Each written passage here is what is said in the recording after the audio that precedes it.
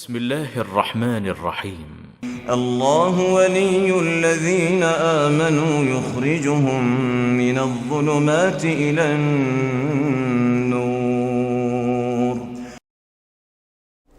بسم الله الرحمن الرحیم نحمدہ ونصلی علی رسولہ الکریم اما بعد. معزز ناظرین کرام، آپ دیکھ رہے ہیں نور ٹی وی جدہ اور میں ہوں محمد عاقل. واٹس ایپ پر سوال آیا ہے، حسب معمول آپ کی خدمت میں پیش کروں گا. آپ بھی اگر اپنا سوال واٹس ایپ پر کرنا چاہتے ہیں تو اسکرین پر دیے گئے نمبر کو نوٹ فرما لیں.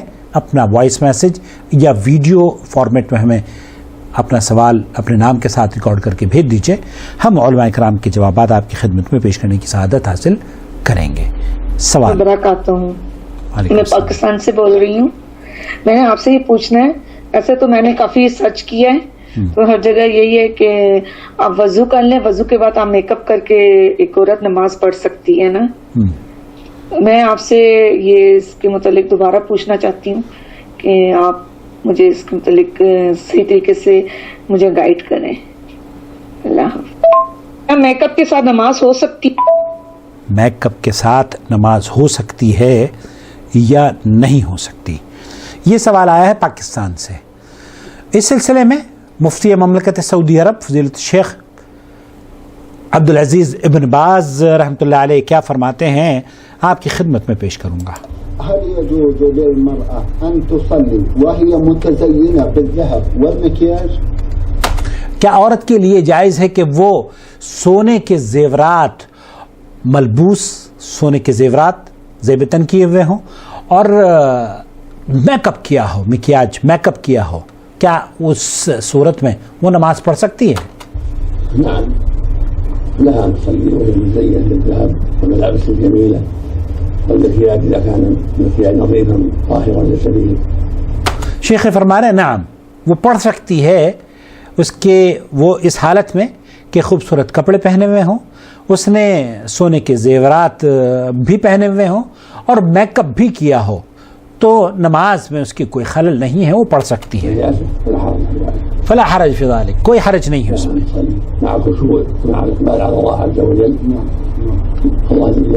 اللہ رب العالمین سے خشوع اور نماز میں پوری توجہ کے ساتھ وہ اللہ کی عبادت کر سکتی ہے، اس میں کوئی قباحت نہیں ہے. اس کے اس میک اپ کرنے سے نماز کے اوپر کوئی اثر نہیں پڑتا. اللہ رب العالمین قرآن کریم میں فرماتا ہے یا بنی آدم خذوا زینتکم عند کل مسجد. مسجد کے اندر جانے کے لیے تو بنی آدم کو زینت اختیار کرنے کا حکم دیا گیا ہے. تو یہ تو بنی آدم کے لیے، آدم علیہ السلام کی اولاد چاہے وہ بیٹی ہو یا بیٹا، اس کے لیے جائز ہے کہ وہ خوبصورت لباس پہن کر مسجد اور نماز میں خاص طور پر اپنے رب کے حضور اور اس کی اللہ کی خوشنودی کے لیے سجدہ ریز ہو.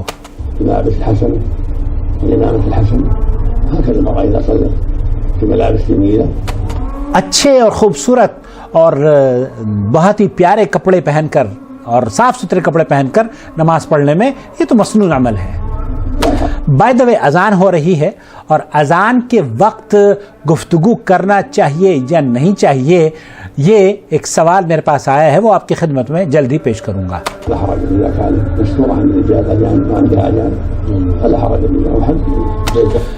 شیخ فرما رہے ہیں کہ میک اپ کی صورت میں نماز ہو سکتی ہے، اس میں کوئی حرج نہیں ہے.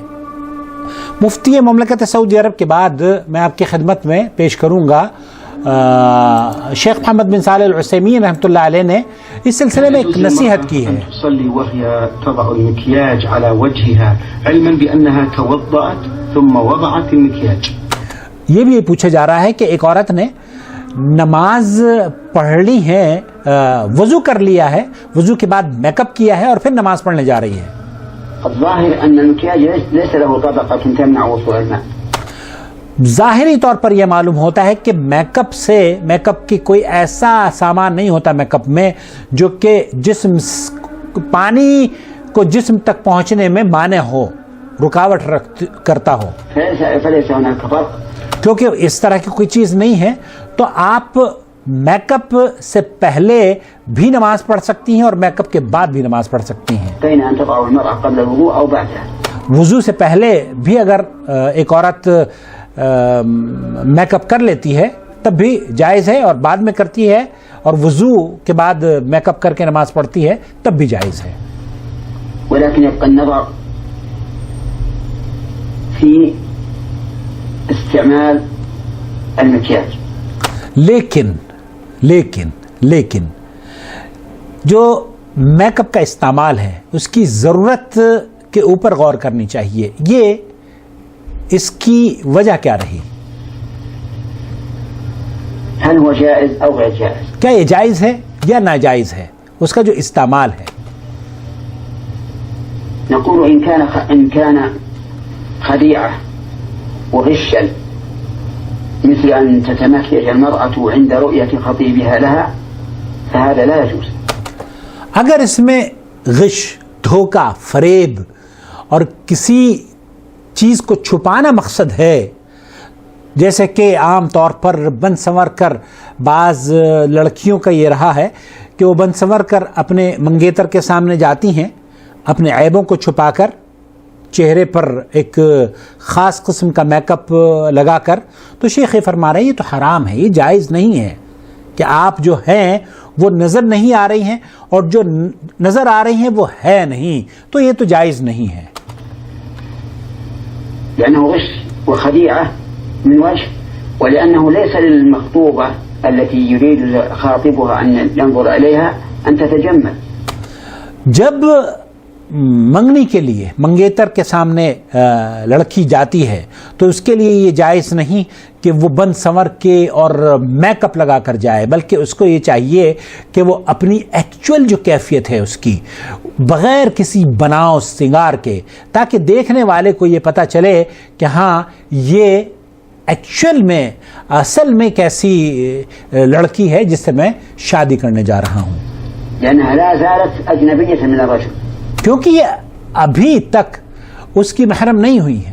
وہ دیکھ ضرور سکتا ہے شادی کے لیے لیکن یہ محرم نہیں ہے، اس لیے میک اپ کرنا اس لڑکے کے لیے جو کہ دیکھنے آیا ہے، اس کو شادی کے لیے جو اجازت دی گئی ہے اس کے لیے جائز نہیں ہے کہ وہ اس کے لیے بن سنور کے میک اپ کر کے بیٹھے ہوئے.